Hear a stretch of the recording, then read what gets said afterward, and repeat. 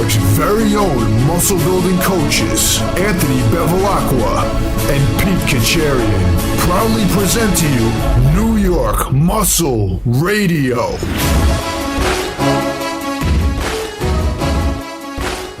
What's up, guys? New York Muscle Radio, episode number 147, the psychological impact of dieting. Did you ever notice how when you begin a fat loss journey, you start to perceive things differently? You start craving food you never would normally eat, start spending way too much time making your food look more appetizing than it is, and even getting depressed about your progress. In today's episode, the New York Muscle Radio coaches, Big Pete and Anthony Bevilacqua, explain what happens to your mind when you diet. If you're a new listener, welcome to the best muscle building, fat burning, fitness network ever.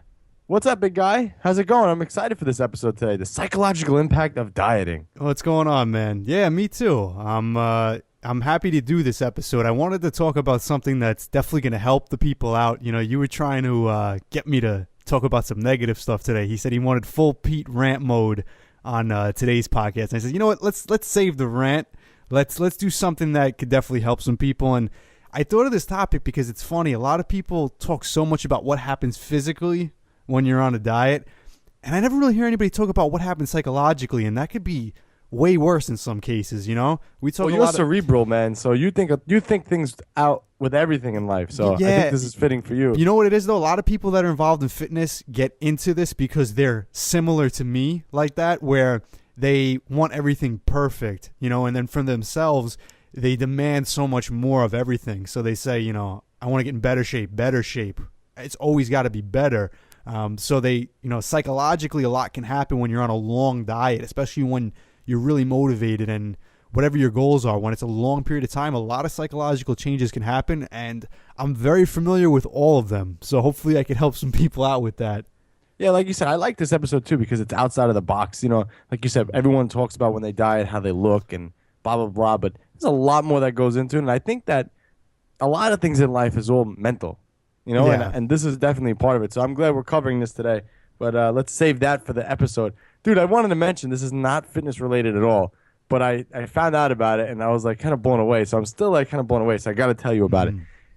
Did you know they added another zodiac sign? I'm not into any of that crap. Like, I'm a Gemini, right? That's all I know. I'm a Gemini.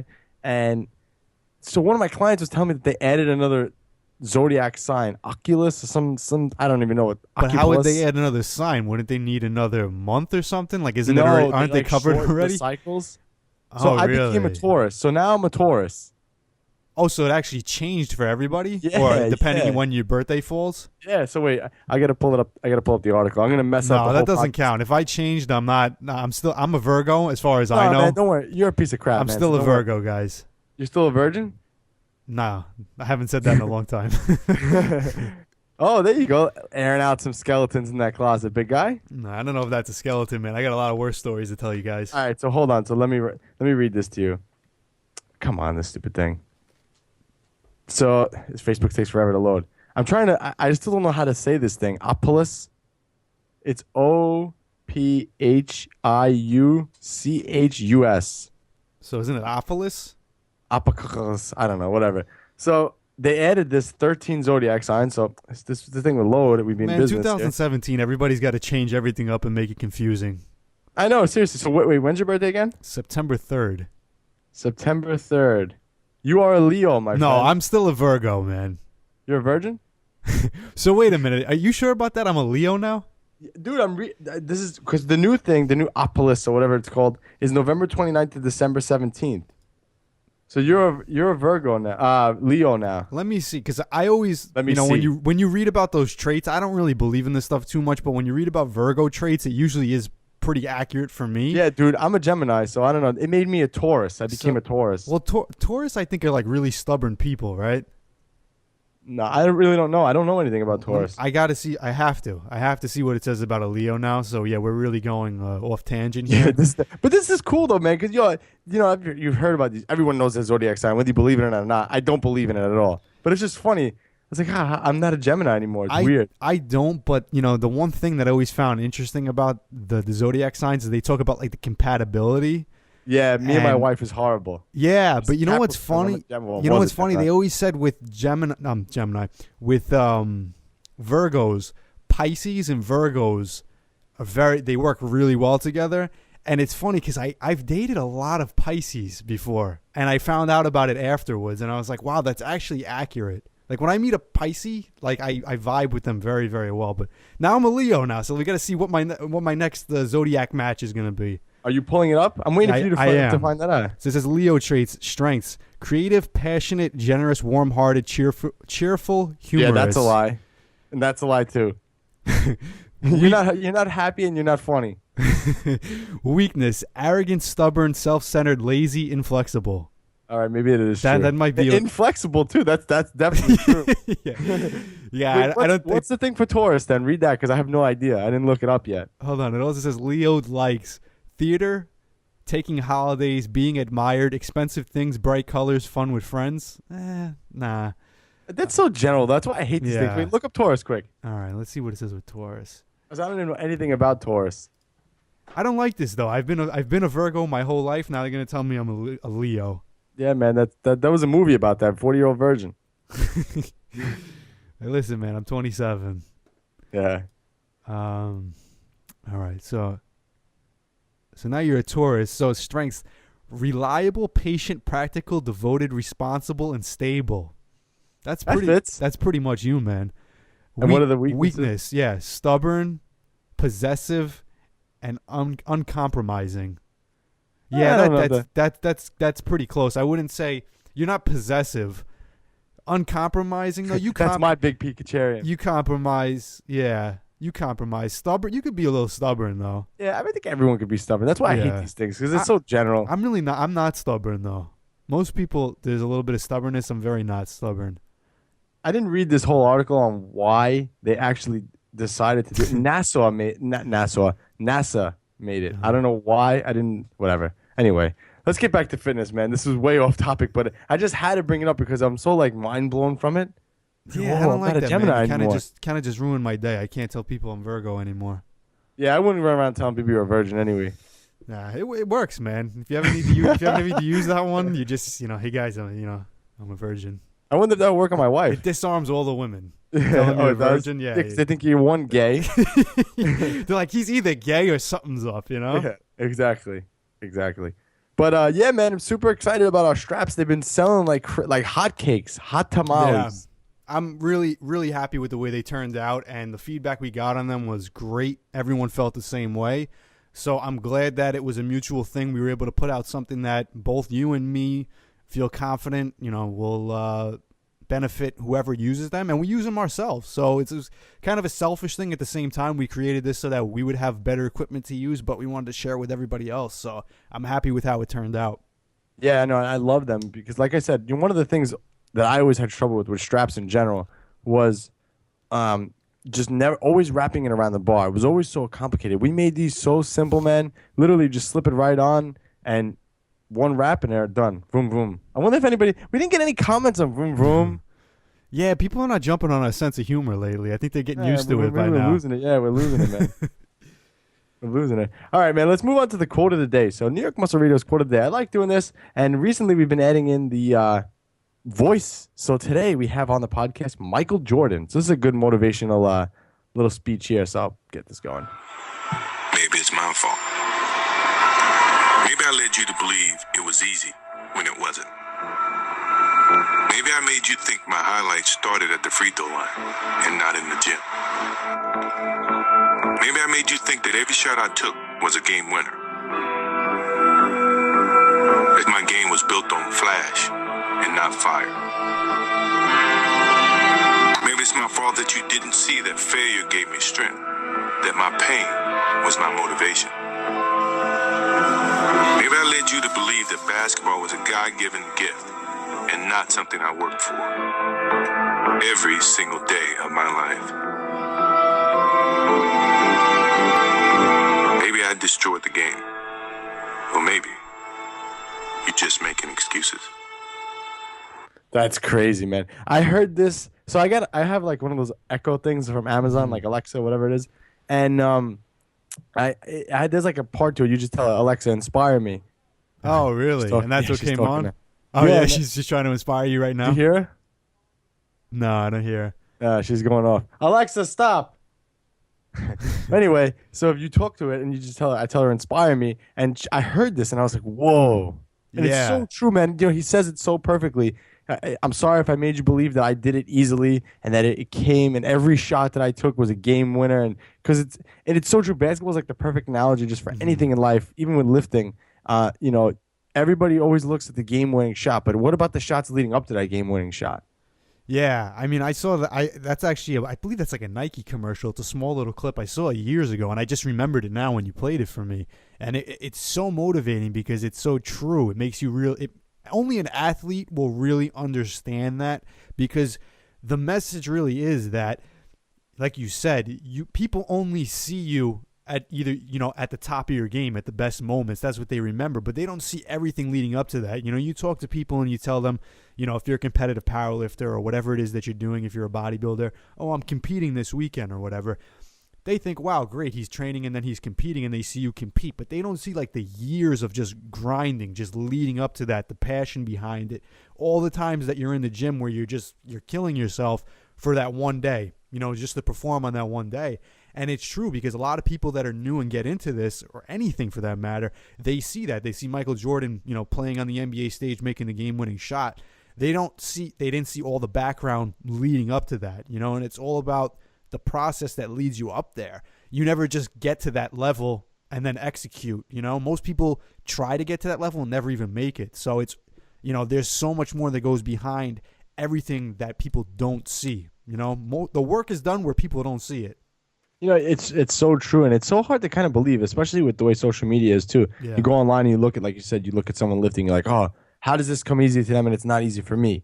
Whether it's someone that the way their body looks, we could even say ourselves, we look at Arnold and we're like, we just follow his routine and we'll get there. But you don't realize how much time and effort that he actually put in to get that physique, Yeah, and a lot of people don't realize the amount of, like you said, it's time and effort. But honestly, I think people sometimes they understand time. It's like if you tell them, listen, I've been training for 10 years or whatever. Like, wow, 10 years is a long time. But to most people, that just seems like 10 years of doing anything, like going to school for 10 years or like working a job for 10 years, where most people associate that with kind of just going through the motions.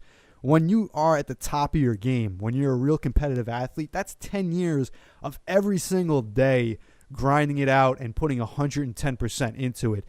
People don't realize, like I said, athletes will understand. So a lot of people listening to this probably understand. But if you're not an athlete, you don't understand what, that whole process is like, when every single day you're executing at the best of your abilities. That's something that only an athlete can do and only an athlete will understand. But to the average person, yeah, like Michael Jordan said, maybe I made you think it looked easy when it wasn't. Yeah, I wrote some. Actually, it's funny that we're playing this now, and it reminded me of what I wrote on Instagram today. If you guys want to follow me on Instagram, at AB Fitness. But I wrote this on Instagram today. It's like kind of like a little story, so I'll read it quick. One time, a fine pianist performed at a party for 50 rich women. After she was done, a woman from the party said to the virtuoso, "I'd give anything to play as you do." As the master pianist sipped her caffeine in slow motion, she took a brief pause and said, "Oh, no, you wouldn't." Soon a great hush filled the room as they were baffled in astonishment and massive confusion. She continued, "You'd give anything to play as I do, except time. You wouldn't sit and practice hour after hour, day after day, year after year." Then she flashed a warm smile while repositioning her caffeine cup. "Please understand, I'm not criticizing," she said. "I'm just telling you that when you say you'd give anything to play as I do, you really don't mean it. You really don't mean it at all." And it's so true. Everybody wants what they see, but no one's willing to put in that work for it. It really is, yeah. And, I even say this to people sometimes, too. I might sound like I'm being a little arrogant when I say this. Well, you're an asshole, man. What do you want? Whatever. If people want to say I'm an asshole, whatever. But, I get people all the time, especially even when I diet down, they'll say, oh, genetic, he's gifted genetically. Or, sometimes they'll even get the steroid accusations. Like, oh, you couldn't get that lean or get in that shape without taking something. And I'm like, listen, like, first of all, I don't think, when I look at myself, I don't even see that, but that's just me. But I tell people all the time, I'm like, you don't realize how much time went into doing this. Like, yeah, if I looked like this, after a year of working out, then I'd say, yeah, either I'm genetically gifted or I'm taking something. But people don't realize, like, I'm 27. I started doing this when I was 14 years old. There hasn't been a time between from 14 to 27 where I wasn't training to be the best that I could, or at least to achieve the maximum results I could for my physique. So when you look at it like that, that's 13 years. It's, if you're going to say, oh, genetically gifted, or he took something. And that's all you've achieved in 13 years? Yeah, man? you see, that's the way I look at it. So it's crazy to me when people say, like, oh, look, Pete looks great. He's genetically gifted, or Pete, he must be taking something to look like that. And I'm like, look at that asshole praying and spraying. Yeah, I'm like, dude, I've been training since I'm fucking 14, and I still don't think I look that great. I think I look average at best, So, yeah, people, they look at it and they just say, oh, he works out, he looks good, it must be because of this reason. Going back to Michael Jordan, everybody looks at Michael Jordan and say, oh, look, he could do that, I could do that too. And it's great to inspire people like that, but you got to understand, okay, it's one thing to want to be Michael Jordan, or it's one thing to want to be Big Pete Kacharian, but you have to be able to put in that work to do it. You have to be able to sit in front of the mirror every day and gel your hair like a faux hawk, like him every day. You know how complicated that is? That's an everyday process, man. No, but it's true, though. Like, come on, how many people that play basketball think they're as good as Michael Jordan? I did. Yeah. When I play basketball, I'm white and I can't jump. That's until you meet Michael Jordan. Yeah, exactly. But just goes to show you guys, you have to, if you want something, you got to work for it. There's no magical pills with anything in life. And fitness helped me realize that. Yeah, it really is. It's a good it's a good tool for life, actually, because it will it comes back to everything, as far as the amount of work you put into it's what you get out of it. Definitely. All right, man, let's move on because I don't want to get too inspirational. We have some people start crying on this podcast. It's a good topic. Sometimes people need to hear that. Yeah, it's a lot of tear-jerking moments. All right. All right, so let's move on to the trending fitness topics. I love this segment because it gives me free reign to find anything, anywhere of something that I would like. So I think we should probably make this a pretty regular segment as long as the show's on. The Apprentice. Arnold's the host, obviously. And I actually really like the show now. I'm actually hooked on the show and like what happens on the show. So it's actually ended up being a good show. But when Arnold talks, man, you really get an insight on who he is. And we're big Arnold fans, so I have to. He's like the king of fitness, I guess. So I'll just play today's quote. So hold on a second. Well, quote, whatever, today's snippet. I haven't watched one episode yet.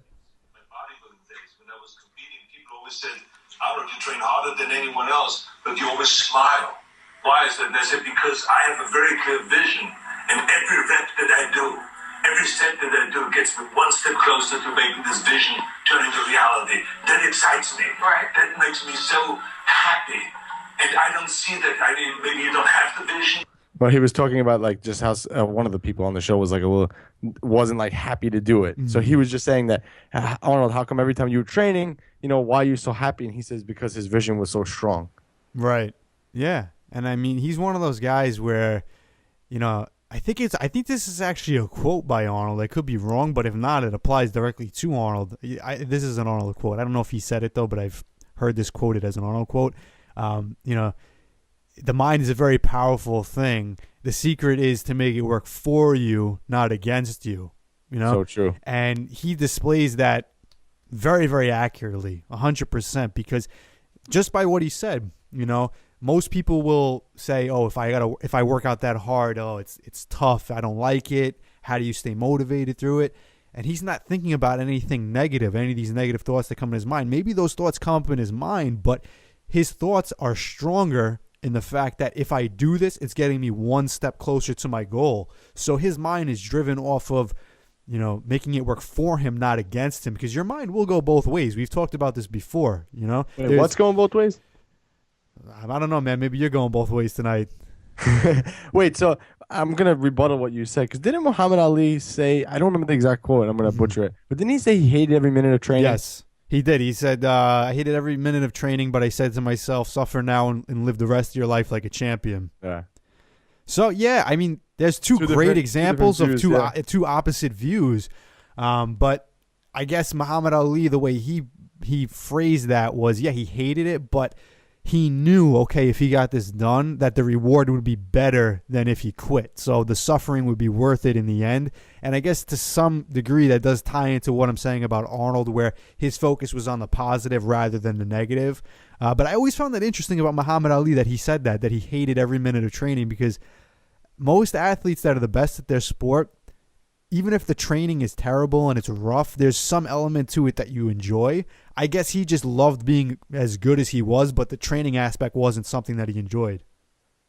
Yeah, but I think it just goes to show you that you got to use whatever you can to get by when it comes to training. Yeah, plus everybody's a little bit different too, so not everybody. Yeah, everybody's psychology is different. Yeah, his was probably a little bit more like mine, and yours. Arnold was probably a little more like yours. Actually, oddly enough, though, the Muhammad Ali one kind of relates a little more to me. Not that I hate my training. I like what I do, but there's days where I'm like, I don't want to do this. I don't want to do this. Everybody gets those days, but that's another thing too. Nobody talks about that. Everyone likes to sound like Arnold.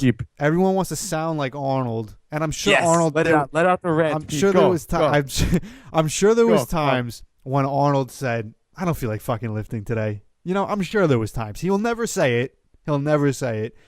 But I'm sure there was times, because like anything in life, you have days where you just don't want to do stuff. Man. Cut the fluff. Talk about the rest of the people in this industry. Go. Come on. But yeah, man, everybody. Go ahead. But everybody already knows what I'm talking about. Everybody on social media is going to show you only the good times. Motivated, pumped up. Hey guys, look what I'm doing. Grinding, hardcore, all this shit. That's all they show you. 99% of them have about 40 to 50% of those same days where they're like, oh, screw this. This sucks. This is hard. I'm tired today.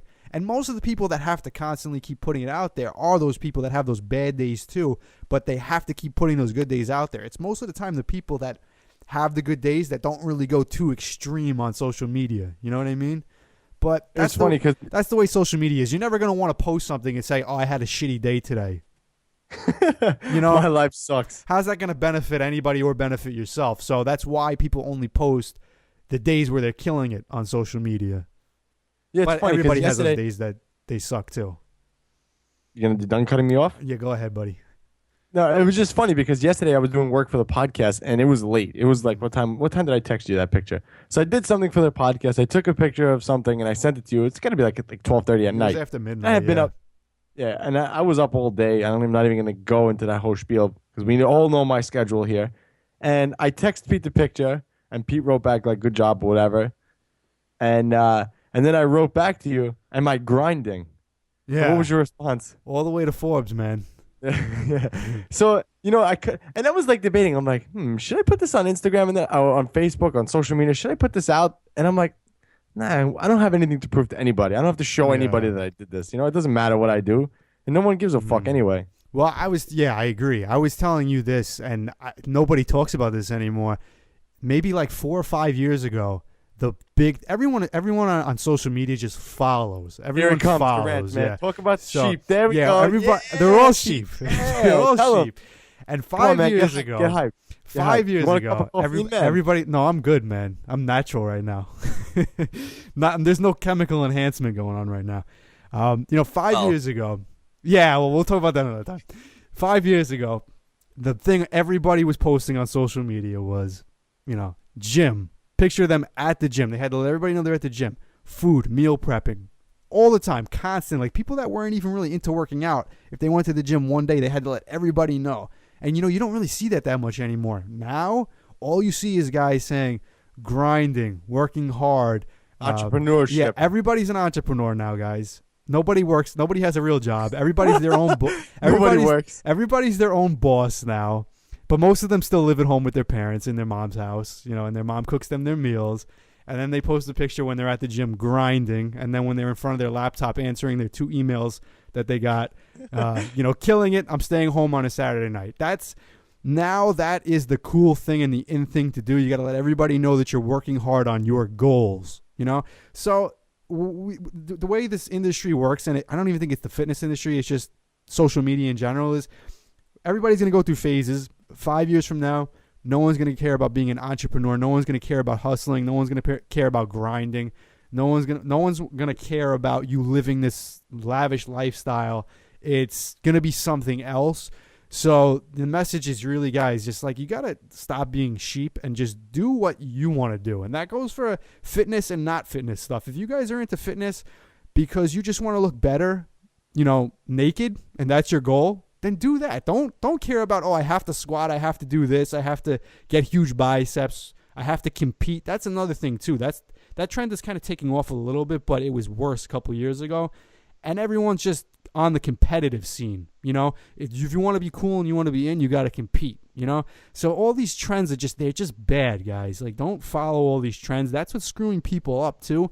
And that's what's causing a lot of these negative psychological things that we're actually going to get into later in this podcast. So it ties in well. That's because people are doing shit for no reason. Look, now he's backtracking. He's trying to show that he's not an asshole. I'm trying to show I'm still providing some valuable information for you guys. But you're right, though. That's the funny thing is you're right, and this is why I love what we do, because no one fucking says this shit. I don't understand. I know. Everybody is a moron. Everybody's a moron. There's people online, look, I'm grinding. I'm working so hard. It's so late. And then in the next post on social media is them watching cartoons. It's like unbelievable. It's like there's no reason for that. Don't even write the first comment then. That's why I didn't post it up online. I'm like, I don't have to show anybody what I do. I know I work hard. And I don't care if people know if I work hard or if I don't work hard or whatever it is. It's not about what other people, think of me. It's about, people can have opinions one way or the other. I don't got to impress anybody. Yeah, exactly. All right, man, let's keep it moving here. So another trending topic that I found, this is a cool one because I actually have been I always thought that this was fun. Let me just get to it. So I came across, and I got to forgive me, guys. I don't have the full study here. I have it listed, but I don't have the full study. So I only saw a snippet of it. I didn't read the full article, so don't kill me on this. But I came across a study that says, can you lose fat and gain muscle simultaneously? And it says yes. In fact, this study found that individuals that were prescribed a protein intake of 1.1 grams per pound of lean body mass resulted in a fat loss of 10.5 pounds and a lean body mass of 2.7 pounds. Again, I don't know if this was in trained people, in untrained people, but the reason why I like this was because I do believe that you can lose fat and gain muscle at the same time. It does happen in specific people, but I have gotten stronger on a diet.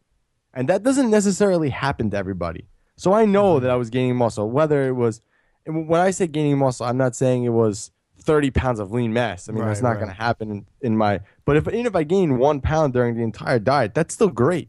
Yeah. Yeah. And I agree. That article probably most likely that was all untrained athletes. Even so, I do agree with you. The thing is, the further along in your lifting career you are, the less likely that's going to happen, and also the less amount of lean mass can be gained during a dieting phase, because you're already, after a few years of training as a natural athlete, you're already pretty much at the upper limits of your natural potential. So even if you're in a surplus, muscle gain is going to come so slow. So now if you're in a deficit, you're not helping it at all. So in the beginning stages, it's much more likely to happen, and the amount of muscle you can gain in a deficit is definitely a lot higher.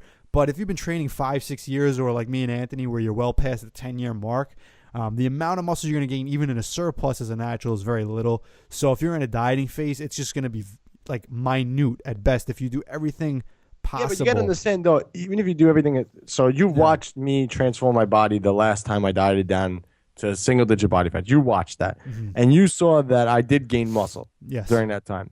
You saw it happen. So whether it's a half a pound or a pound, that's still a lot for someone at my stage in the game during a diet. So I do think it's possible. So this just goes to show you that this is why I think it's important to hire a good coach, because usually a good coach, usually being the key word there, a good coach will guide you and show you how to maintain as much muscle as possible, and even put some of that muscle on while dieting, because that's so important. It's going to make your physique look overall better. So I think this is where having a great coach comes into play. But again, it really depends on the coach you hire. Yeah, and really the only way that works is when your training and your nutrition are on point 100% and they work with each other.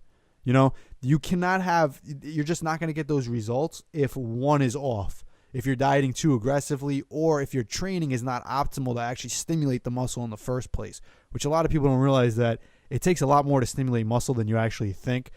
So even dieting, you should be training a little bit harder than I see most people training even in a surplus. Yeah, I agree. And for some reason, I train better in a dieted state. I don't know why. I feel like I have more energy in a dieted state. It's odd. Yeah, I usually find that my performance is better a few weeks into a diet. Like, let's say if I'm on a 12-week diet where I'm going to drop from like 185, 190 down to like 170, 175, I find that like the first 4 to 6 weeks, like the halfway mark, my performance tends to go up. But then once I get below a certain body weight and a certain body fat percentage, that's when the fatigue starts to set in, and that's when, you have less fat on your body. You're going to perform a little bit worse on some of your lifts. But that just comes with dieting. When you lose a certain amount of body fat, when you get below that, you're just never going to be as strong. Or if Anthony's case, though, he might keep his strength all the way up until he's like 6% body fat. For me, it's a little bit different. My body likes to sit a little fatter. All right, guys, let's move on to the shout-outs portion. So we did the review contest, and it was such a huge success. Those 20 slots went like that. People must have been listening to us in the gym, dropping dumbbells around them just to leave us a review. But, dude, I went back and I actually read some of the reviews. And iTunes takes a couple of days for these things to load up. But reading the reviews, man, I'm really honestly blown away. And I just love New York Muscle Radio, the audience, and every person. I mean, these things are insane. The beautiful words that people said. Let's see if I can pull some up here. So I started listening. This is from Mac A Court. I don't know. Sorry. I started listening about a month ago, and I have to say it kept me motivated to stick to my goals. Each episode pertains to something different I haven't thought about based on real experiences. The Barbell and Bikini Show is a great addition. Plus, Anthony and Pete are humorous and consistently put out content.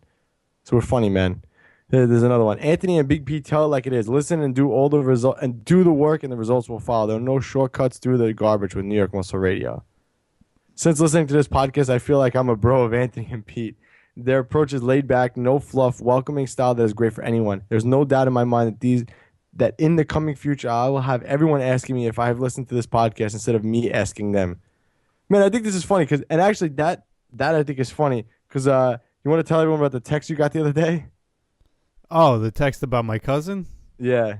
Oh, yeah, it was funny because I've been getting that a lot lately. Like my brother recently ran into somebody at the gym who was listening to the podcast, and my brother didn't know the person, and they were walking around listening to it in the gym. But then my cousin texted me the other day.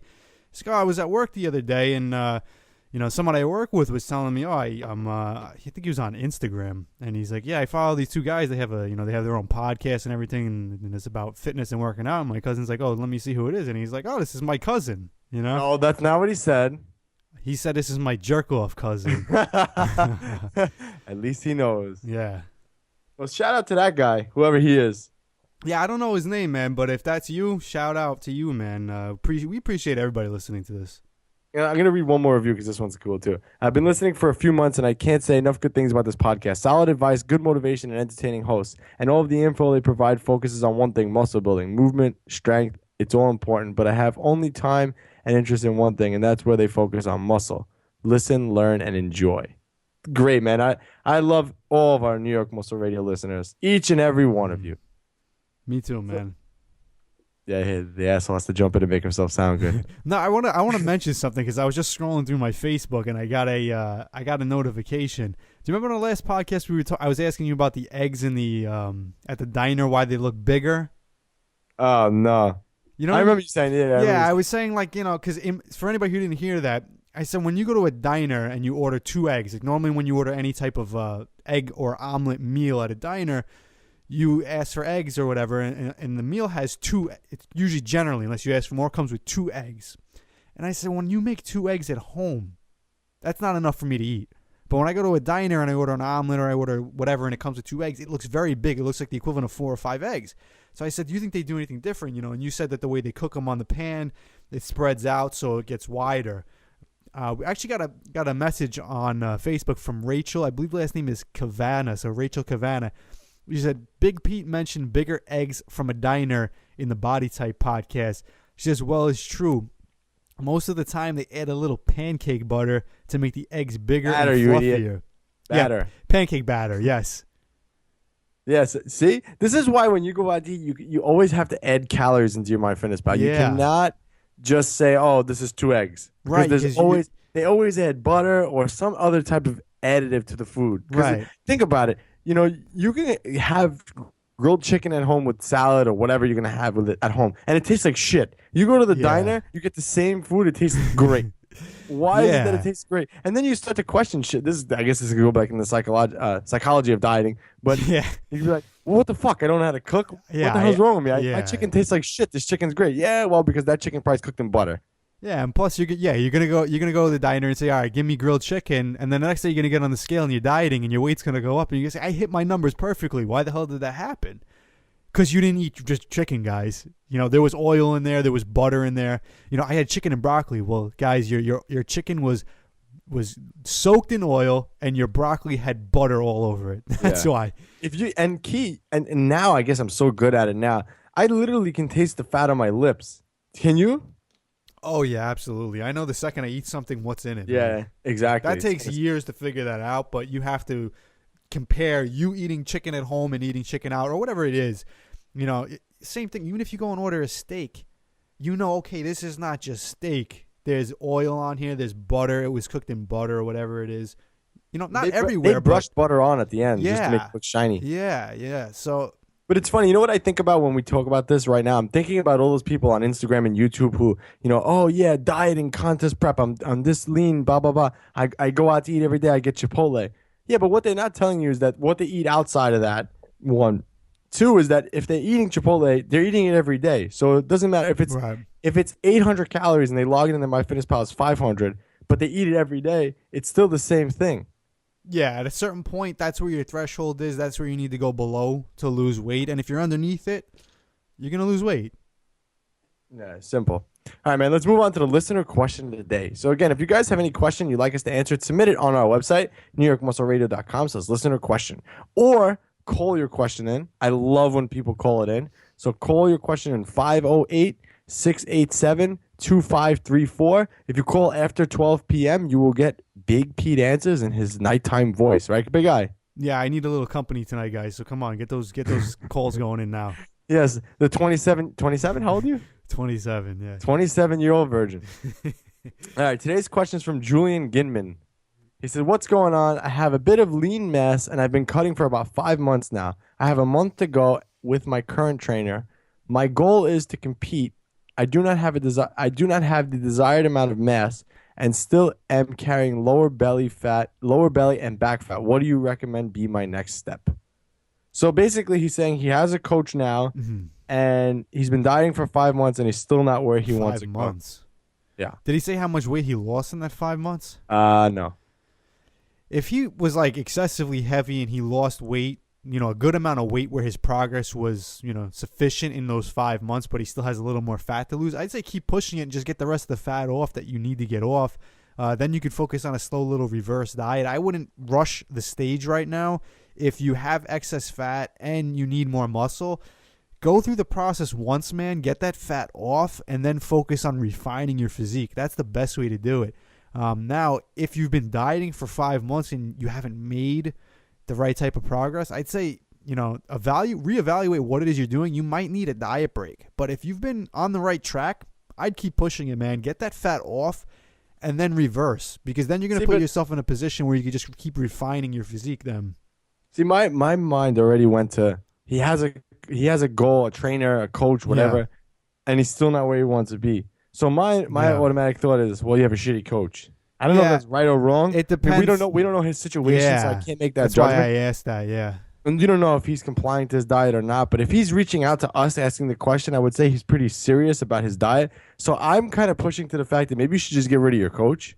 Well, he said he's only got a month with him left anyway. Yeah, but- so I wouldn't hire him after that month, because if you're reaching out to other people to ask a question about your coach, your coaching, your coach's ability or whatever, and your coach can't recommend what the next step be, like, we're always open and honest with all of our coaching clients. And this is why I think we have such a successful rate with our clients. And this is why we keep getting clients in.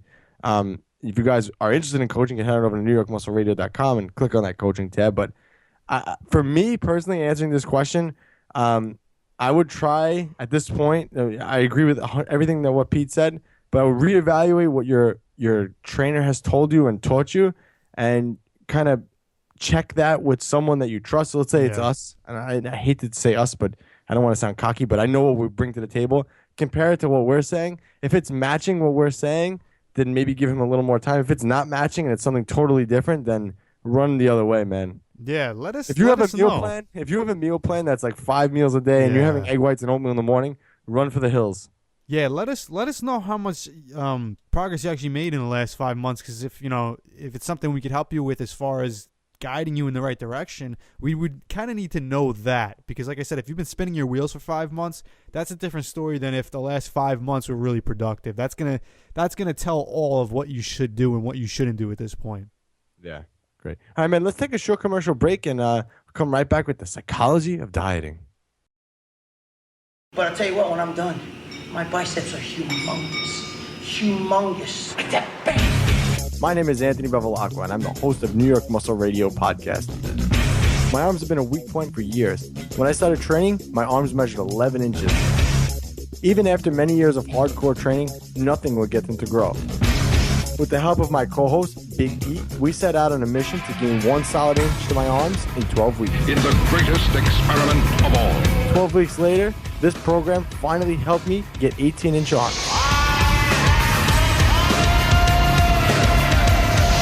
The 12-week arm experiment, the ultimate arm growth program, ebook, the audio book, and the workout video.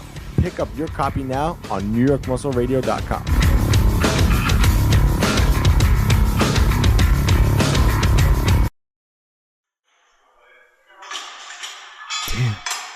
Nice, Pete. What? I saw you checking out that girl's butt. What? I was just checking out her yoga pants. Pete. I was thinking you'd look really good in yoga pants. Uh-huh. I was like trying to check out what brand it was. Like I was looking at her form on deadlifts. They were all messed up. Do you think she has a nicer butt than me? Well, it definitely doesn't look like a pancake. Did you just call my butt a pancake? Well, I mean, What can I do? you gotta try New York Muscle Radio's Glutylicious program. Glutylicious. Yeah, you'll finally get a celebrity booty, like all the other girls following the program. Fine, I'll do it. But don't get jealous when other guys check out my glutylicious ass. Glutylicious, your guide to getting a celebrity booty in 12 weeks. Now available exclusively at NewYorkMuscleRadio.com.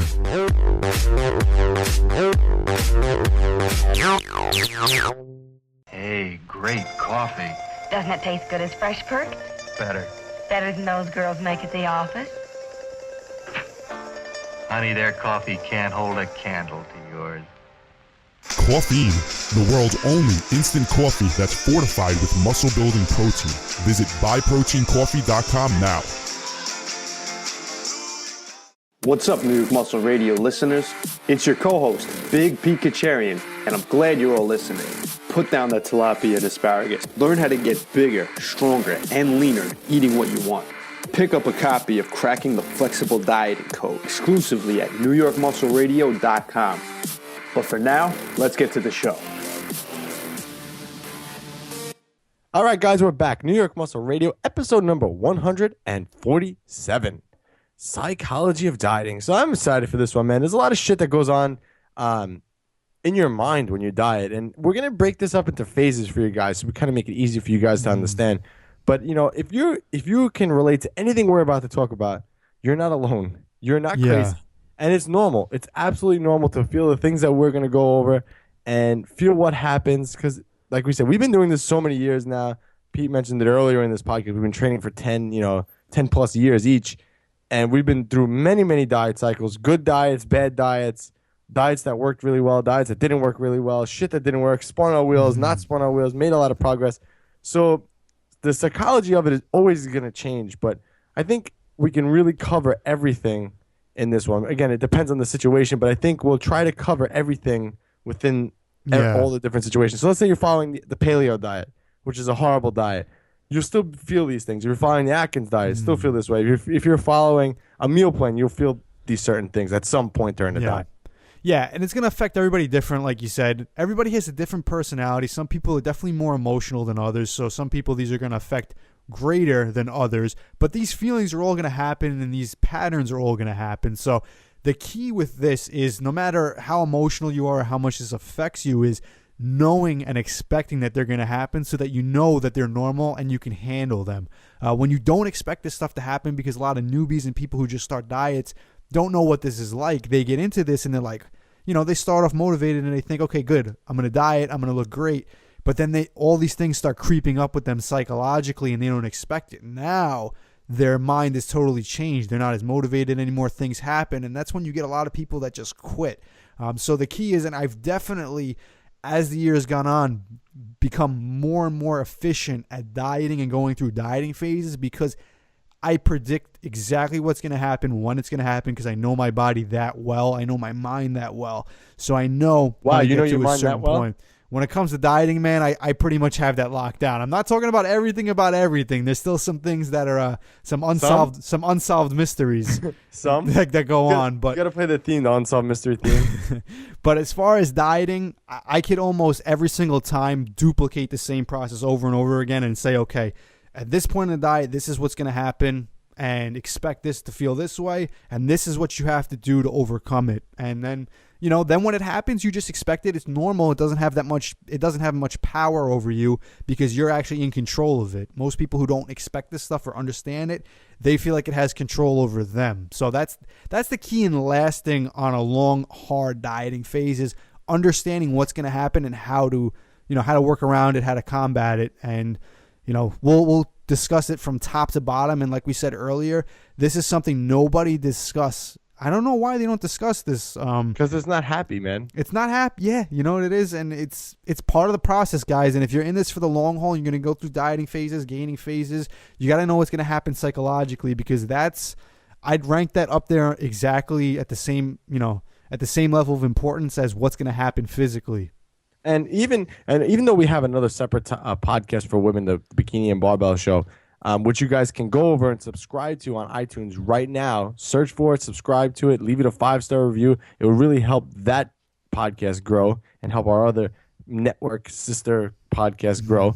But same thing applies to men and women. I've dieted down many women. We have so many clients who are women now that are dieting, that are in a gaining phase, and these same emotions and the ways of thinking holds true for both. So this is not, whether we say he or she, it's the same, Yeah. It's just like I said, it's going to differ from person to person based on their psychology, their personalities. Based on how they handle situations. Yeah. So men and women, there's going to be some variation in that as well, how they handle it, but the same things are going to happen. You're being like one of those people that just go beating around the bush. Let's get to it, man. Let's get to it. I want to beat around the bush tonight, huh? Says the 40-year-old virgin. All right, so phase 1. All right, so this is the first couple weeks of dieting. I'd say this is between weeks 1 and 4. This is when your motivation is super high and that you're excited about dieting. Now, this actually, hold on, back up. So this can actually happen 2 ways. If you're accustomed to dieting and you're coming off of a gaining phase, the motivation is going to be super high. You're excited, just started dieting, you'll probably drop some weight rather quickly. You'll be super stoked. All right, good. This is working. Everything is going good. You'll be high, easy, hit your numbers 100%. Now, on the other side of the spectrum, you have the people who are maybe this is their first time dieting. It's going to be kind of total opposite. The first week, if you make it through without cheating, usually you'll have good motivation. But the second, if you make it through without cheating, dude, it's true, man. I know. Isn't that terrible, man? And then the second and third week, the motivation is still high because you're starting to notice things happening. You dropped weight, but this is usually the beginning phase is usually when the motivation is up. Yeah. Like I said, for someone who's just starting dieting, if you make it through without cheating. Yeah. So in an ideal situation, and this is most people, you start off, I guess you could say at a neutral to positive mindset going into the diet, more so leaning towards the positive mindset. So you start off very good. And that's like I said, in the start of this, that you're going to change. The psychology is going to change as you progress in the diet. So when you enter the diet, you expect it to go a certain way. And if you don't expect that or understand that is psychology is going to change as you go on, you're going to be in for a rude awakening because you're expecting it to stay that way throughout the whole diet. And, the deeper you go into it, the more it's going to change. So starting it, okay, if your motivation's really high, good. That's a great place to start. Build off that momentum. Run with it. But I was eventually it's going to slow down. I was going to say also, even though the motivation is high right now and you're riding that wave, you're in this phase, you're gonna have a tendency to want to do more. Yeah. All right. Well, this is working great. Let me up my cardio more. Let me drop more of my food. Everything's working. I want you to try to avoid doing that, because what's gonna happen is you're gonna stall out a lot faster, and you're gonna make the upcoming weeks a lot harder. So I would say my advice for the beginning, what to do in the first phase, is just ride it out. Yeah. Enjoy that first couple weeks of not being hungry, of just, okay, this is working. Enjoy that, because it's definitely going to get harder, and it's definitely not going to be easy. But so enjoy this phase, and if it lasts longer than 4 weeks, great. All the power to you. Actually, the last time I dieted down, that motivation, I guess because I was training for the contest too, it lasted a lot longer than the first 4 weeks. But that's just a general. Yeah, it depends why you're doing it. A lot of times people that just they think they should get in better shape, but they don't really desire it. A lot of times that motivation, it's moderately high in the beginning because they say, I'm going to look better. That's good. But then at the same time, their body's adjusting to the diet a little bit too. And if your body's not accustomed to switching through dieting phases, like me and you are used to this. We've been doing it for a long time.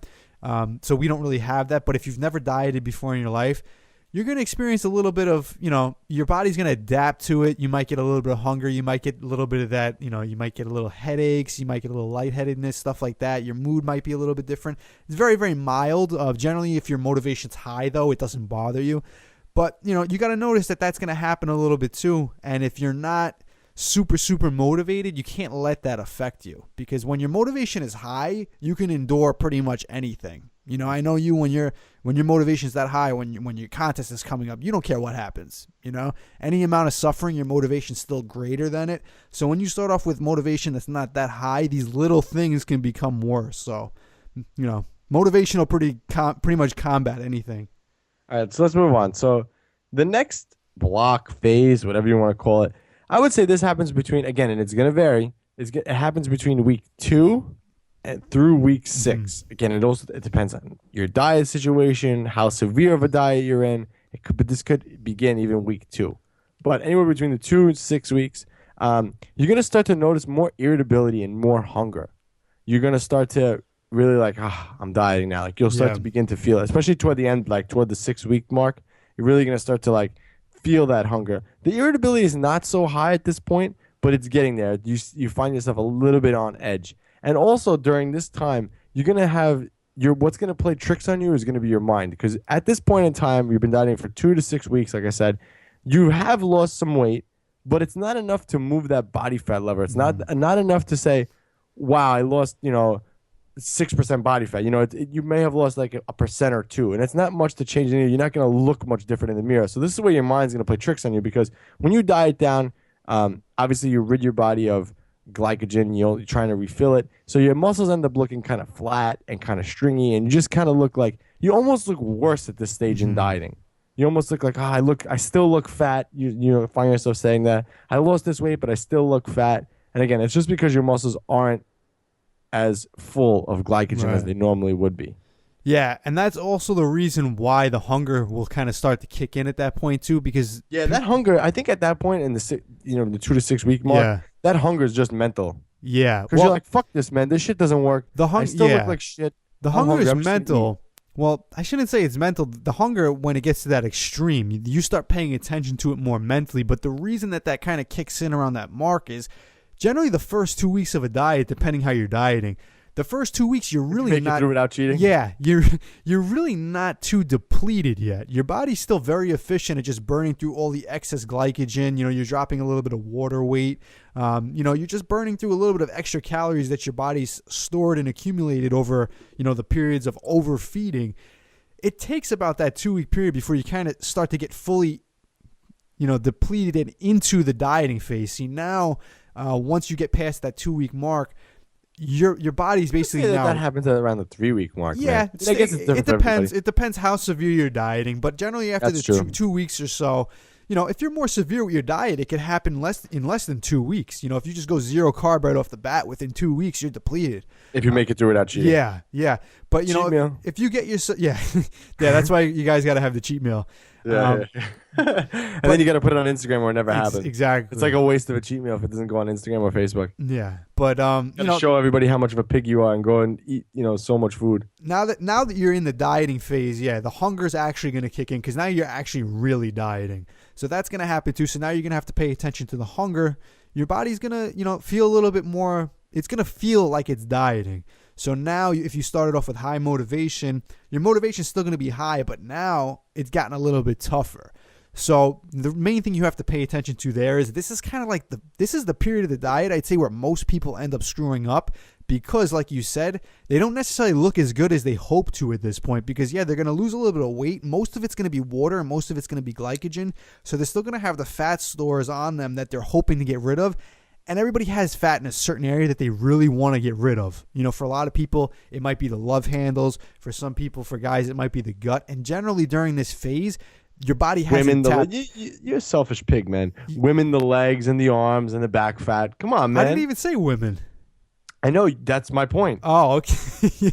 Oh my God. I'm saying this is general to everybody. Certain people have areas, love handles, and you mentioned guts. all the guys' areas. Some women are worried about the love handles. Yeah, but that's a predominantly guy thing. Yeah, but anyway, so if it's the women, if it's the legs, or if it's the glutes, or whatever it is, you want to see results from those areas right off the bat. And generally during this phase, that's probably not where the weight is coming off of. I know for me, the first thing that happens during this phase is I lose weight off of my back. My back gets like contest shredded before I lose anything off my front. And if I'm not looking in a mirror from behind me, I look like I made no progress. So you're going to go through that psychological phase where you're like, shit, I'm 2, 3, 4, 5 weeks into the diet. I don't look that much different. So now you're going to start playing mind games with yourself. The biggest thing you have to do at this point, like I said, this is where it kind of makes or breaks your diet, is you have to just keep going because now you're at the tip now where if you keep going forward, you're really going to start to lean out and you're going to see the results you want. But if you don't understand that that's going to happen, a lot of people get discouraged at this point. So now the motivation is going to be really low. So at this point, the best thing you can do is, regardless of how you look, somebody might actually, depending, where they were when they started the diet, they might be happy with the results they've gotten at this point. But if you're not, that's completely normal because, like I said, you're going to lose a little bit of fat from areas that you're not paying attention to. You're not going to lose it from where you want to see the results. But if you don't know that the next thing that's going to happen is exactly what you want, you might quit, you might back off. So the key is just keep pushing forward, understanding that what you want to happen will happen in the next couple of weeks as long as you keep pushing forward. You have to keep pushing forward. Yeah, exactly. Let's move on to the next phase, couple of weeks. We have weeks 4 through 8.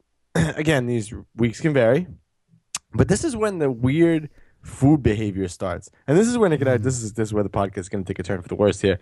But this is when you can start to get food anxiety. I call it. This is where you start to save your macros, and for me especially, I start hoarding my carbs. I don't want to have my carbs. I want to save them all for one big meal. And this is where the same phase where you start to make your food look extra fancy. At this point in time in the diet, you're going to find yourself preparing your meals and taking extra time to make them look nice and add in any little bit of flavor you can. This is where you go above and beyond in the diet. Yeah, you will not waste one macro. You'll sit there and you'll sit there and you'll have to decide, okay, is the rice cake worth it? Is that 7 grams of carbs worth it? When you first start the diet, even if you might, if you go in the beginning, you probably will miss some macros. Right, that's what I'm saying. You're like, all right, I'm under 5 grams here or there, or I'm over or whatever. You're just like, yeah, you know what? I have 10 more grams of carbs, but I don't feel like eating them, whatever.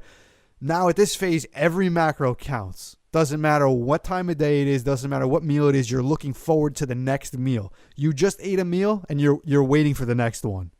So now your mind is constantly surrounded by your next meal, when you're going to eat it, how you're going to eat it. And again, you're going to have that food anxiety. So if you find yourself in situations where you're not prepared, you're going to go out there and the first thing you're going to think is, oh my God, I'm away from food. How am I going to eat? What am I going to eat? Where's the best place to get food? That's going to be number one priority on your mind. So this is where the behavior will definitely start to change. And again, it's normal. You've been dieting for a certain period of time. It takes, what does it take, 30 days to form a habit? Now, if you're in it for double that time at least, you're going to have a real habit towards the way you're eating now. Your eating habits have changed now. So you're all in on it. So your mood is going to change. Your behavior is going to change. The key with that is understand, okay, I have a little bit of food anxiety now. It's pretty much normal, but you know what? Everything I've been doing right now has been working. So don't stress over making everything perfect. If you haven't been 100% perfect to begin with, you've been getting the job done.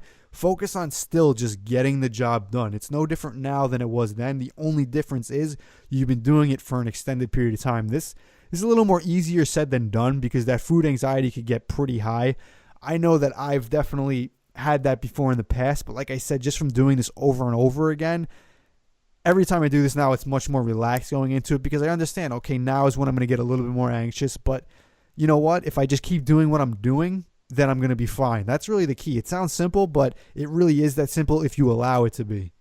Yeah, it's so true. This is also the stage too when you're going to start to feel, and this is going to be a little weird, but it's actually when you start to think that the diet is more important than life, and you actually find yourself being a little isolated and just like kind of, for me, it's like I kind of put my head down and I just keep grinding forward, and I don't kind of like, I won't steer. Like my wife wants to go out to dinner. I'm like, like I'd rather not. It's not that I won't. I think I have a better balance on this now. But during one contest, I remember I dieted down, and I was actually doing really, really well. And I didn't have a girlfriend at the time, but I just like went in isolation mode, man. I literally didn't go out. I was in bed every night at 9 o'clock. I was drawn into everything, and I kind of felt like Kai Green at that point. I mean, it's a good example, but like I guess I kind of went through a little depression. I mean, I think this happens too because during this time in the diet too, hormone levels are going to be all over the place. You're at a new body fat low, and you're pushing your body beyond its limits. I was super depressed, man. I was like in my house for I would say a good 3 months where I just didn't go out. I literally gym, home, gym, home, gym, home, gym, obviously work.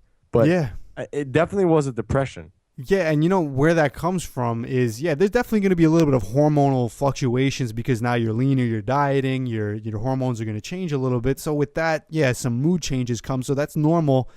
It's not something that you want, but it comes with it, unfortunately. But the biggest thing with that is I find that more people get into the depression mode from it, not necessarily because of the diet itself. It's because you've immersed yourself so much in this food behavior where everything is driven through the diet. So 24 hours of the day, you're operating on how can I make this diet work best, or how can I go to this place and still make it work for my diet? How can I eat here and still fit it into my diet? And the thing is, you're thinking about one thing 24 hours a day. And like I said on another podcast, with everything we do, we all have, a finite amount of willpower. So you start slowly depleting it.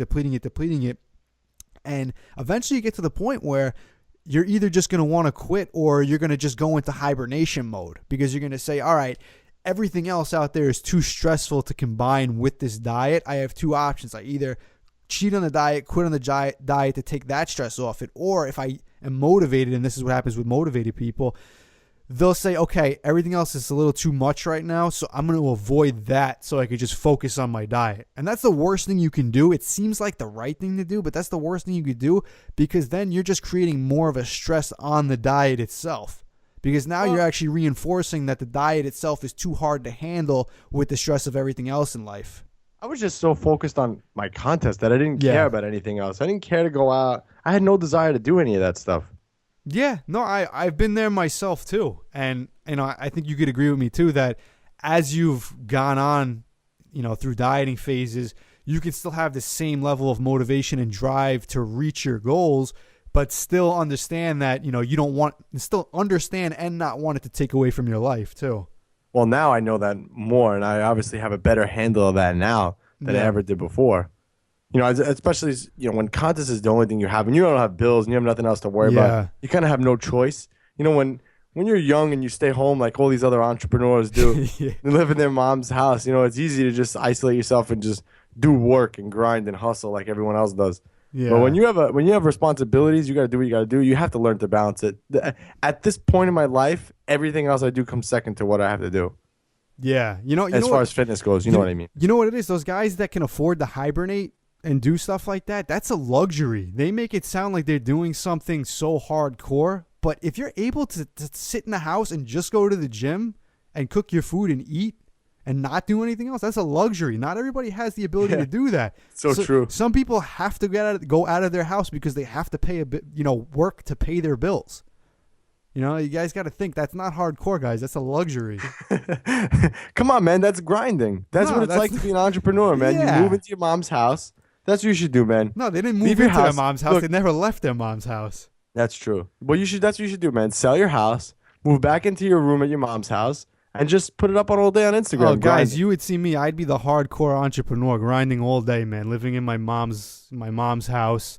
She'll make my food. She'll cook my grilled chicken and my, all my prep mood. Well, your mom Italian? Yeah, my mom's Italian. So does she do the whole typical Italian thing? Like, oh, you need a little bit of oil in here, Pete. You don't understand. I'm 27 years old, right?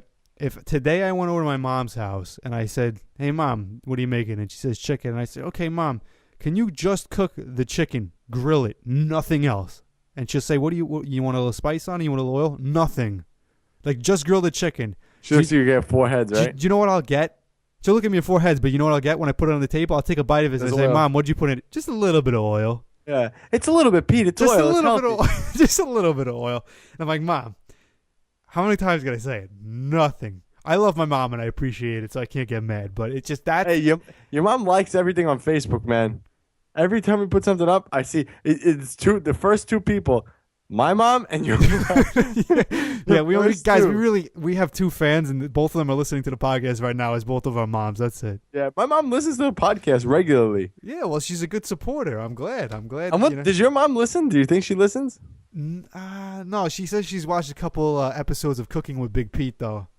Did you see the one of me touching your food? I'm sure your mom's gonna hate me, man. No, I don't know, man. I don't think she knows I'm that OCD. I think I developed that later in life. Yeah, she needs to listen to the podcast to learn more about her son. Oh man! What, do you hide it to her too, you piece of crap? No, I don't know. I think that's actually a true statement. I probably developed that as I got older. I don't remember always being like OCD like that. All right, Howie, let's keep this moving. So. Let's move on to week 12 and beyond. Again, all these feelings can fluctuate, but during this week 12 and beyond, this is when you got to get those feelings of guilt where you're just like, or you want to binge. Like, you're just guilty of being like, you feel sorry for yourself. Yeah. You don't want to fucking diet anymore. You're like, I'm done with this crap. And then you feel guilty if you so let's say you say, I'm done with this crap. And then you eat a little extra and you're like, I shouldn't have did that. This is a mistake. I'm not going to get lean anymore. There goes all my progress. Yeah, that's the biggest thing, feeling sorry for yourself at that phase. I think everybody at that phase just feels sorry for themselves, and it's crazy because you guys are the one who started doing this. Nobody made you do it, and then you get to the point where you say, "Oh, poor me. I'm dieting. This is hard." And yeah, I mean, it's understandable. Like, your body doesn't want to be in a dieting phase for that long. So naturally, your body's going to send you signals like, stop doing this, and you're going to feel bad.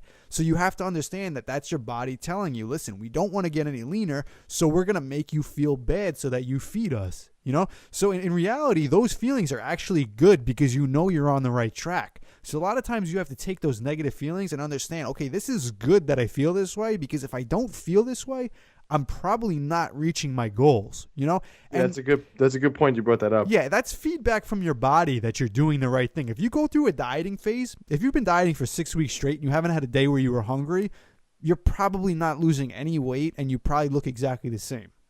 Yeah. So yeah, that's a good point. When you feel bad, if you're, I used to say this all the time, if you're competing in a bodybuilding show, if you're 2 weeks out and you're not miserable, you're probably not lean enough. You probably didn't diet hard enough.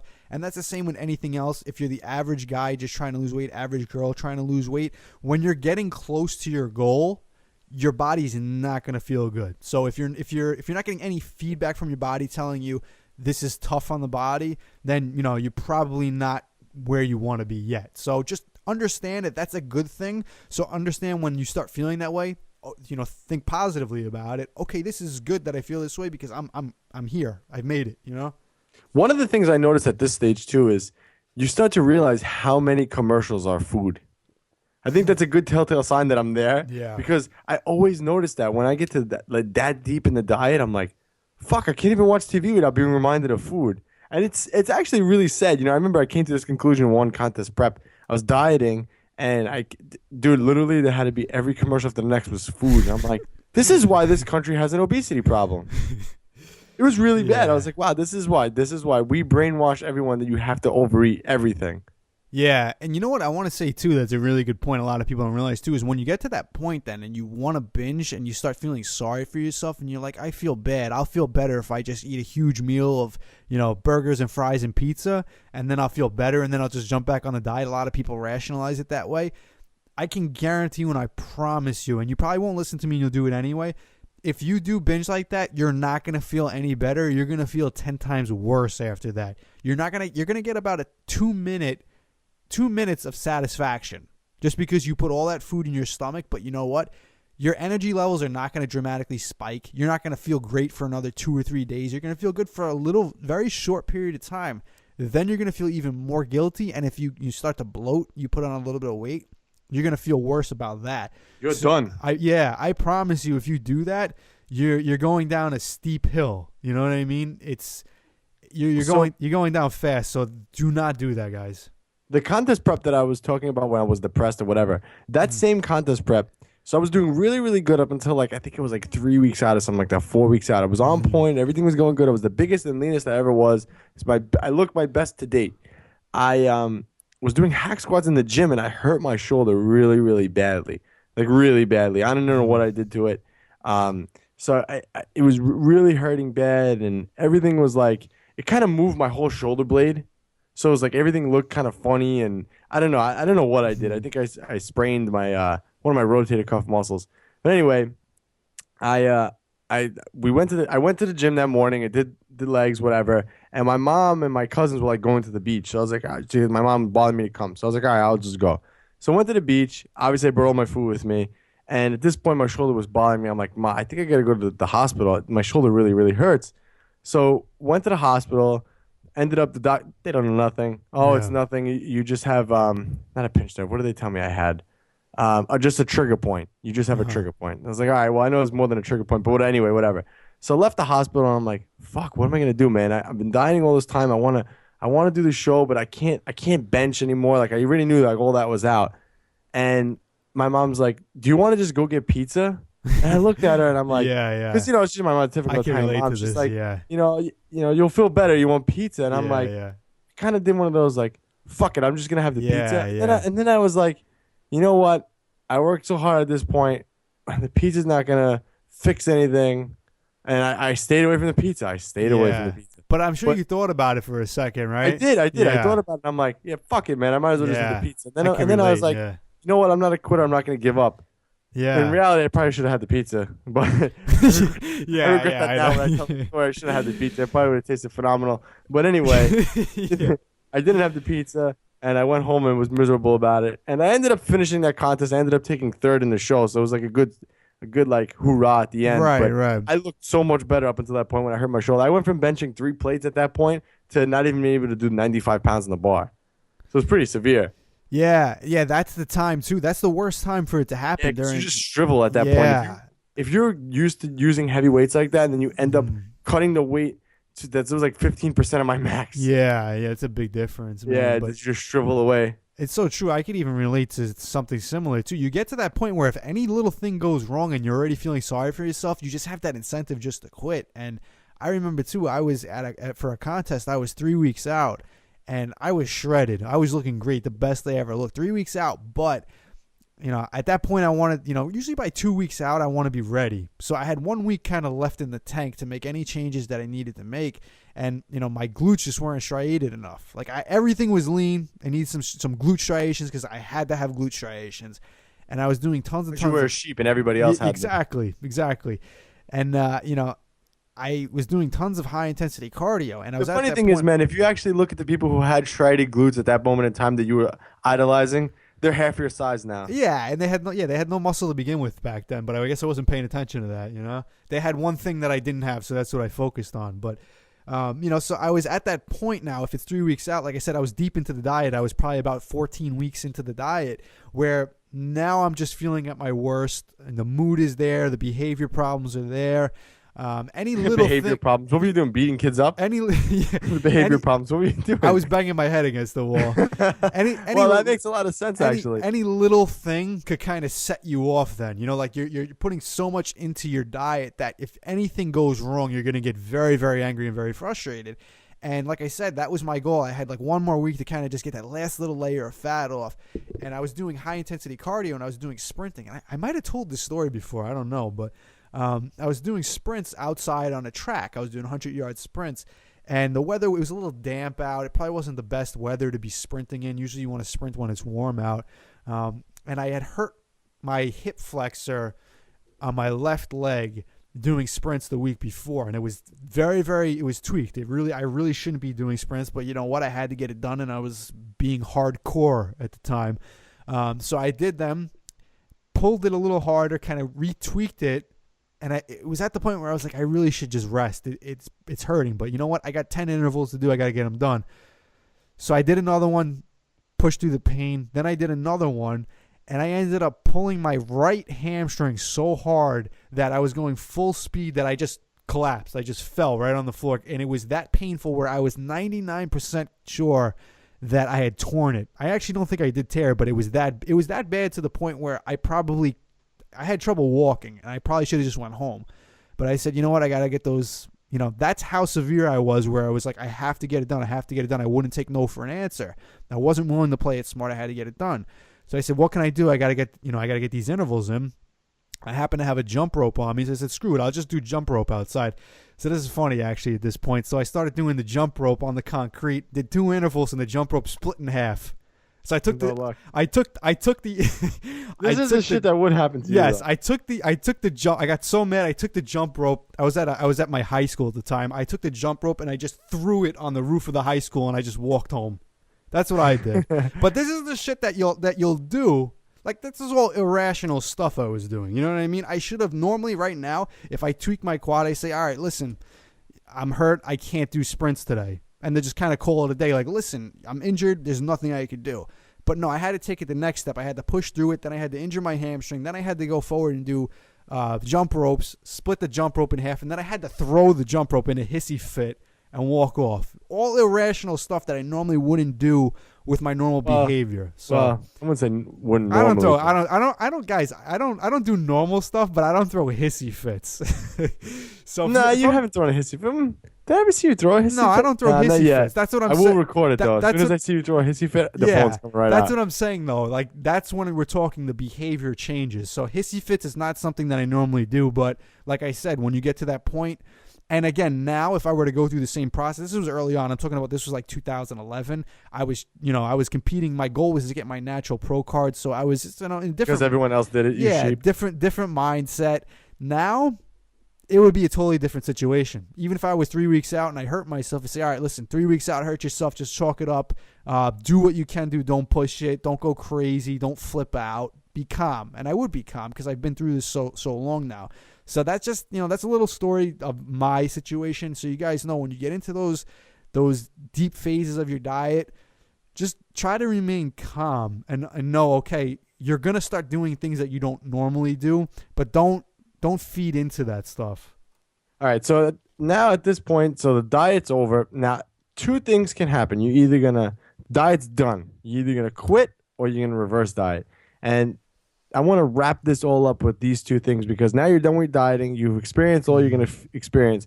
But I personally think that the time when you're done dieting, so let's say you did a contest and the contest is over, or you did a challenge at work and the challenge is over, or you just got down to where you wanted to be and that's over. At this point, this is where all hell can break loose because this is usually where you quit and just fuck it and eat everything else. You miss the whole time dieting and then you end up fatter than you were before. Now, this is where the guilt is going to be super high, that you're going to feel like, shit, I'm eating, I can't stop eating, but I'm losing all the progress I made. This is where that guilty feeling is just going to come into play. Even when you're reverse dieting too, as you start adding in the food, you'll get leaner initially, but then your body will start to go backtrack to where you were, and you'll be like, oh shit, man, I shouldn't have did this. Maybe I should have reverse dieted there. I shouldn't have ate that meal that one time. Yeah. And you'll see a lot of people that when they do that, when they kind of go into that fuck it mode after the diet, and there's no exit strategy. It's just like, all right, I'm done dieting. I'm going to eat whatever I want. You'll see those people, and they might feel good about that for the first couple of days, where they're like, oh, it feels good not to diet anymore. I feel good now. Screw the diet. Why did I put myself in that through that? And then you'll see them like, I look great. I can live with a little bit of fat. Yeah, exactly. They rationalize everything. Now, after about a week or two, the fat just keeps piling on. And now their mood kind of stabilizes. They start looking at things rationally, and they start looking at themselves, and they say, holy shit, I look terrible. What did I do? But now I only put about 2 weeks into this reverse diet. Shit, maybe I should go back to dieting. You know, and that's never a good thing, too. After you've ended that dieting phase, the worst thing you do is put yourself right back into a dieting phase. Plus, it's going to be very hard to get those results because your metabolism's not caught back up to where it was in the off season. So you want to avoid that at all costs because, again, where your mindset is when you start doing it is going to change. So at the end of the contest prep, like I said, you're going to be feeling sorry for yourself. You're going to want to just binge. You're going to want to say, all right, screw this diet. I'm just going to eat whatever I want. And again, I've done this before myself. Not every time. As I've gotten older and more wiser doing this stuff, I understand that it's going to happen. But I've been in that situation. I've done contests and I've said, screw this. I'm just going to eat whatever I want. There's no reverse diet this year. There's nothing. And then the fat just piles on. And then you start to, now when your hormone levels start to normalize and you get that break from the dieting, now you're going to look at yourself and you're going to say, shit, I look bad and I feel bad. Why did I do this to myself? Yeah, that happened to me my first contest. And again, I was guilty of being a sheep too. My first contest, you know, you always hear after the contest, you go out and you have a huge cheat meal and you just eat all this stuff the whole rest of the weekend until Monday, and you go back on the diet on Monday. And this was common. I don't know if it's still as common today as it was when we first started, but I literally went food shopping for for the day after the show. Dude, I ate so much. Like literally, if I burped, I made more room and I ate more. Like it was so bad. Like I had a belly by Sunday night. A huge belly. I felt sick. I wanted to throw up. It was horrible. I was 15 pounds up overnight. And I'm like, oh, this is just muscle I put back on that I lost. Needless to say, that's how you rationalize it. It took me at least 6 weeks to get that weight off. Yeah, it's the worst, guys. Don't do that to yourself, man. It's one of those things again where you have to. It's very hard if you're not used to this. You have to. I'm trying to give an example that if somebody never did this before, they'd understand it. It's almost like you can't really compare this, but I'm going to use this as a very bad analogy, but maybe somebody will understand this. It's almost like you have to go into it thinking, okay, guys, like if you were to go out and drink tonight, when you're sober, you're going to tell yourself, listen, I'm going to have 2 drinks and I'm done. And when you're sober, you believe that. But you need to know, after I have 2 or 3 drinks in me, I might change my mind, and now I might say, fuck it, I'm going to have 5, 6, 7, 8 drinks tonight. And this is what actually Pete does when we do go out. I am speaking from experience. This is so true. So you need to tell yourself, okay, I'm going to say 2 or 3 drinks now, but then know that your mind is going to change, and you have to still stick with what you originally said. Then, I'm fucked up. And you're passing the shots through. Shots. Yeah, man. So, yeah, that's actually a better analogy than I thought, because a lot of people do react like that when they start dieting. They say, listen, I'm going to start my diet. I'm motivated. I'm not going to cheat. They start getting into the diet. Now the mood changes. Now they're feeling sorry for themselves. Now they're like, I don't know why I was so motivated, guys. I feel bad. Like, maybe I should just eat a little bit. Maybe I'll feel better. Because now their mood changes. But then again, when they start eating that food and they put the fat on, their mood's going to change back. And it's almost like they're sober again. And they're like, why didn't I do that? So it's the same thing. Like the next day you wake up and you're like. It's like when you wake up next to an ugly girl? Yeah, when you wake up and you don't know who this girl is next to. You're like, I told you yesterday I was having 2 drinks last night. So don't do that, And that, ladies and gentlemen, is a life in Peter Kacharian land. All right, guys. Well, this was the Psychology of Dieting episode. Again, so all these things that we spoke about is normal. If you've ever dieted and felt this way, it's completely normal. You are not alone in this. And just expect these things to happen. And if you're never dieted before and you're going on your first diet, maybe we scared you a little bit here. But don't be scared by it. Just understand that these are feelings that happen and that it's your job to overcome them. The mind is the most important thing. You have control of your mind. You have control over your body. All right, guys. Do the outro, big guy. I almost did it. Pete and Anthony, New York Muscle Radio, and we're out. Enjoyed this episode of New York Muscle Radio? Make sure to hit that subscribe button, leave us a 5-star review, and be sure to follow us on Facebook, New York Muscle Radio.